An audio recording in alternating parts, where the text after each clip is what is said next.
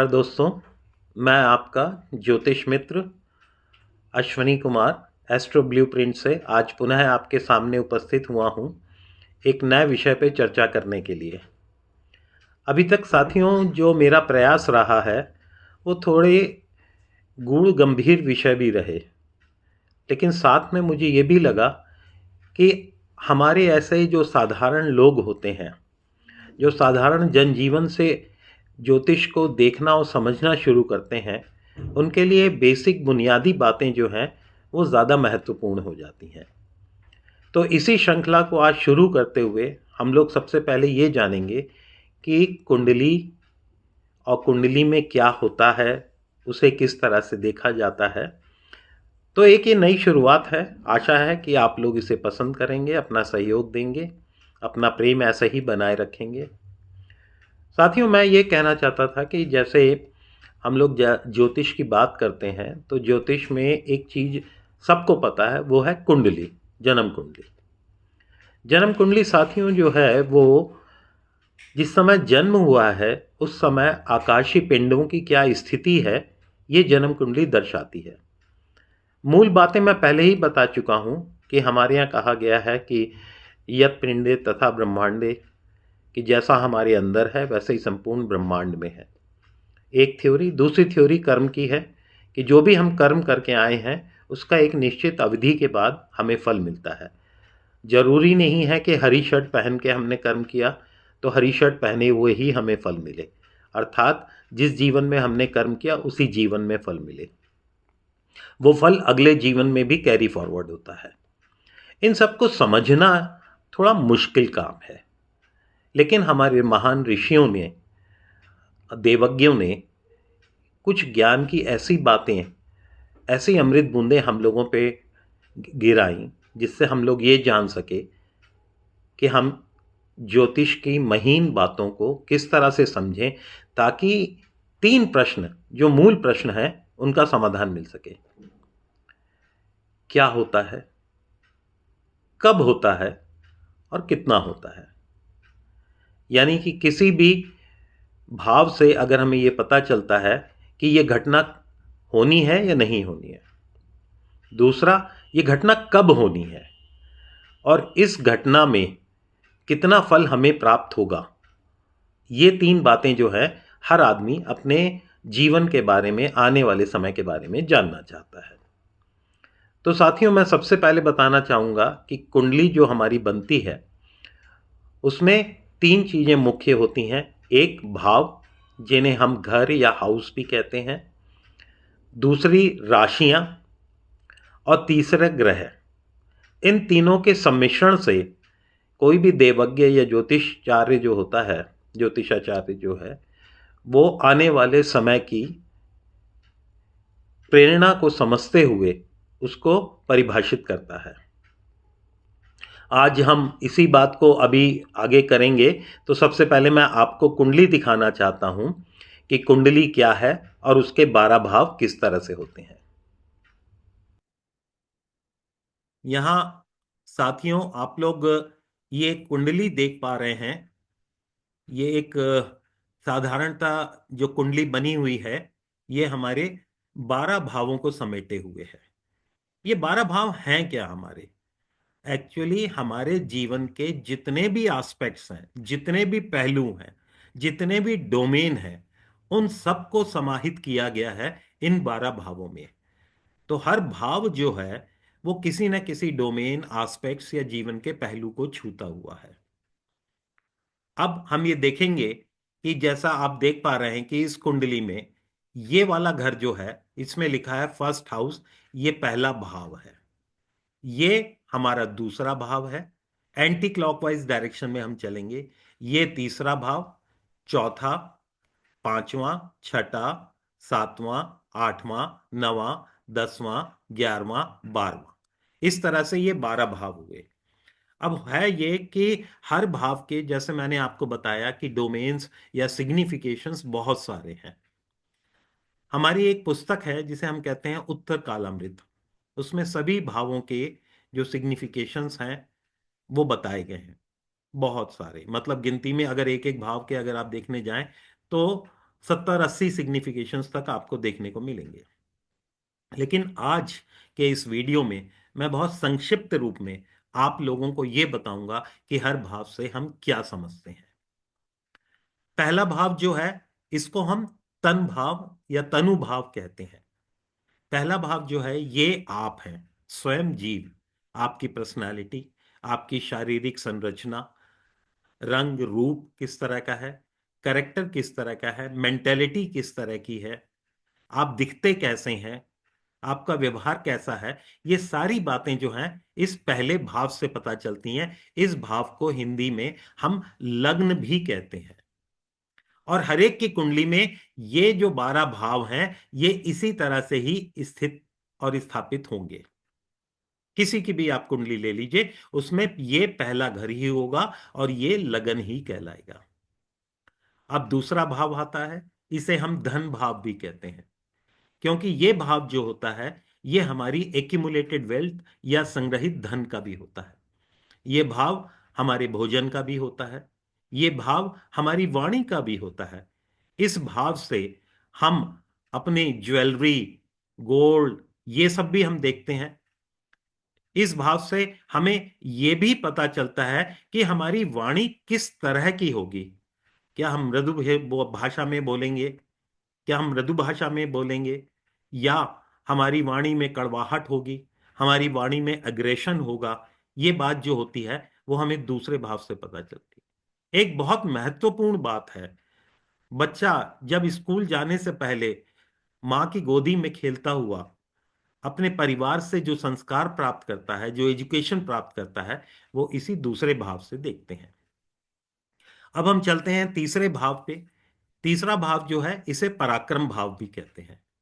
पराक्रम कहें, परिश्रम कहें, करेज, साहस का भाव कहें, यह हमारे इनिशिएटिव दिखाता है कि किसी काम को करने के प्रति हमारे मन में कितना उत्साह है और हम कितनी तीव्रता से और अपनी शक्ति लगा के उस काम को करना चाहते हैं। यह भाव हमारे छोटे भाई बहनों का भी है। इस भाव से हमारी छोटी यात्राएं जो होती हैं, छोटी यात्रा का मतलब कोई मैं किलोमीटर में नहीं मापना चाहूंगा, लेकिन मैं फिर भी ये कहना चाहूंगा जो लंबी यात्राएं नहीं है, हम उन यात्राओं को यहां से देते हैं। डॉक्यूमेंटेशन जो होता है वो यहां का होता है। कम्युनिकेशंस जो बहुत इंपॉर्टेंट एस्पेक्ट है। दूसरा भाग जो है वो वाणी यानी वाक शक्ति बताता है, लेकिन तीसरा भाव कम्युनिकेशन बताता है, जिसका अर्थ है कि आप अपने विचारों को दूसरों को किस तरह से कन्वे कर पाते हैं। क्या कन्वे कर पाते हैं या नहीं कर पाते हैं। आप बहुत नॉलेजेबल हो सकते हैं, लेकिन अगर आपको कन्वे करना नहीं आता तो आपका कम्युनिकेशन ठीक नहीं है। और इसके बाद है हमारा चौथा घर, जिसे हम सुख भाव या हैप्पीनेस भी कहते हैं। यहां से हम भूमि, भवन, वाहन देखते हैं। चौथा घर हमारे घर के अंदर का वातावरण भी है। चौथा घर हमारी मानसिक शांति को भी दर्शाता है। चौथा भाव जो है वो माँ को भी दर्शाता है, माँ के साथ संबंध किस तरह के हैं वो चौथा भाव दिखाता है। यह भी माना जाता है कि स्कूल तक की शिक्षा जो होती है वो यहां चौथे भाव से देखी जाती है। इसके बाद ये पांचवा भाव है, जिसे कुछ विद्वान प्रेम भाव भी कहते हैं, कुछ संतान भाव भी कहते हैं। यहां से बुद्धि, विवेक, विद्या का भी हमें पता चलता है। पांचवा भाव जो है ये हमारे क्रिएटिविटी का भी है, ये हमारे स्किल सेट्स का भी है, ये हमारी हायर एजुकेशन का भी है। हाँ, मतांतर के अनुसार नवम भाव जो है वो हायर एजुकेशन के लिए माना जाता है, लेकिन जो पांचवा भाव है वो कॉलेज एजुकेशन जो स्कूल के बाद की हुई है उसके लिए भी माना जाता है। छठा भाव आता है, ये हमारा छठा भाव है। छठे भाव से हम ऋण, रोग और रिपु। ऋण मतलब आप समझते हैं कर्जा, रोग मतलब डिजीज, और रिपु मतलब हमारे शत्रु। लेकिन आज के युग में शत्रु का मतलब वो नहीं है कि जिससे हमारी हाथ पैर की लड़ाई चल रही हो उसे हम शत्रु माने। यहां पे जो भी आपके कंपटीशन में खड़ा हुआ है, जो भी आपसे प्रतिस्पर्धा कर रहा है, वो आपके शत्रु की तरह इस छठे भाव में देखा जाएगा। छठा भाव जो होता है सेवा का होता है, छठा भाव सर्विस का होता है हमारी, और छठा भाव जो है लिटिगेशंस का भी होता है। कोर्ट कचहरी भी जो है वो छठे भाव से देखी जाती है। इसके बाद आता है हमारा सप्तम भाव। सप्तम भाव जो है स्पाउस का है। सप्तम भाव को कलत्र या जाया भाव भी कहते हैं। सप्तम भाव भोग का है। हमारी जितनी लग्जरीज इन लाइफ हैं जिनको हम यहां से देखते हैं, सप्तम भाव हमारे पार्टनरशिप का है। इसीलिए स्पाउस जो कि हमारे लाइफ के सबसे बड़ी पार्टनर होती है, उसको यहां से देखा जाता है। सप्तम भाव हमारे रिश्तों का भी है कि हम रिश्ते किस तरह से बनाते हैं समाज में अपने, वो हमारा सप्तम भाव दिखाता है। इसके बाद जो आता है ये आठवां भाव है। आठवां भाव को हम आयु भाव, लॉन्गिविटी, उससे देखते हैं। चोट चपेट दुर्घटना जो होती है वो आठवें भाव से देखा जाता है। आठवां भाव जो होता है अनअर्न्ड मनी का भी होता है। आठवां भाव इसीलिए इंश्योरेंस मनी भी होता है। आठवां भाव जो होता है विरासत में मिली हुई प्रॉपर्टी जो होता है उसका भी है। आठवें भाव में हम ये भी देखते हैं कि मृत्यु का कारण क्या होगा, वो भी आठवें भाव से देखी जाती है। तो अधिकतर लोग इसे आयु भाव इसीलिए कहते हैं। आठवां भाव जो होता है ससुराल का भी होता है। इसके बाद आता है नवम भाव। नवम भाव जैसा मैं कहूंगा, नवम भाव को भाग्य या फॉर्च्यून का स्थान कहा गया है। नवम भाव हमारे एंसेस्टर्स का है, हमारे पिता का है, हमारे गुरुओं का है। नवम भाव जो है हमारे धार्मिक कृत्यों का है। नवम भाव हमारे सारे संस्कारों का है। नवम भाव अगर धर्म की परिभाषा में कहें तो धर्म का मतलब ये होता था नियम। उस समय सोसाइटी के जो नियम बनते थे उनको धर्म कहा जाता था। तो आप कितना नियमों का पालन करते हैं उसका भाव भी है। ईश्वर की विशेष कृपा जो आपके ऊपर मिलती है वो भी है।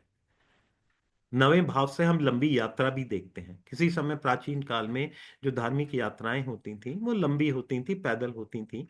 इसलिए लंबी यात्राएं जो होती हैं वो हम नाइन्थ हाउस से देखते हैं। फिर आता है टेंथ हाउस।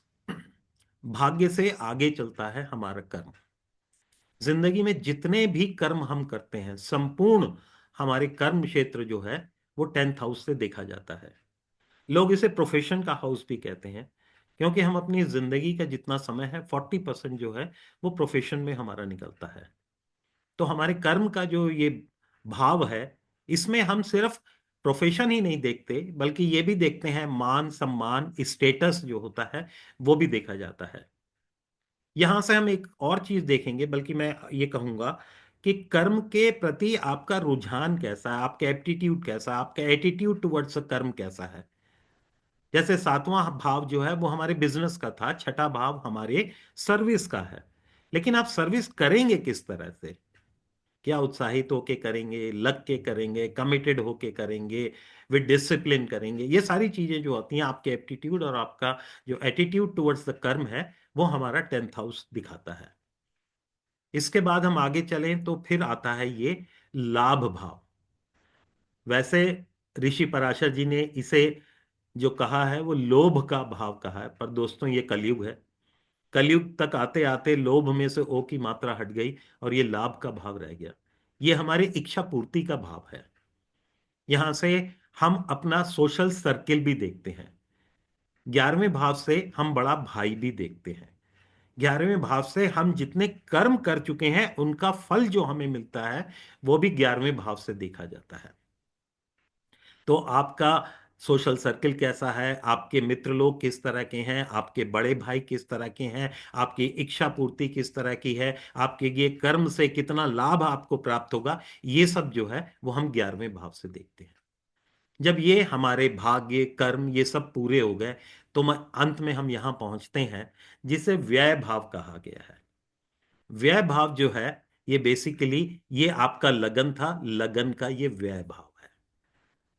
व्यय भाव हमें बताता है हमारे डिसअपॉइंटमेंट्स। व्यय भाव हमारे बताता है हमारे एक्सपेंसेस। व्यय भाव हमारे बताता है व्यर्थ की चिंताएं। व्यय भाव दिखाता है हमारा एकांत या अकेलापन।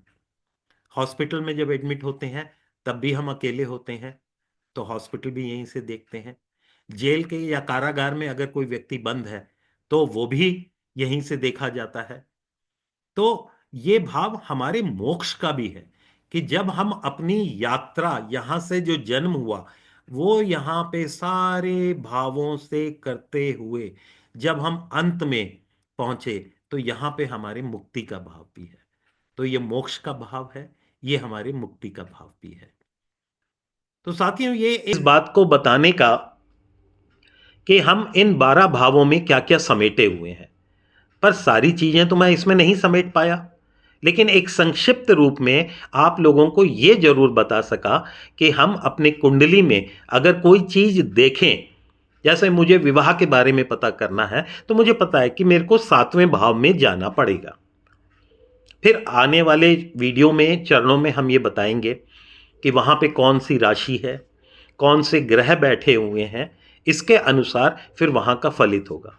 संतान के बारे में जानना है तो मैं 5वें भाव में जाऊंगा और 5वें भाव से हम देखेंगे कि वहां पे संतान होगी नहीं होगी, किस तरह की होगी, देर से होगी, शीघ्र हो जाएगी। तो ये सब बातें जो है हम देखेंगे।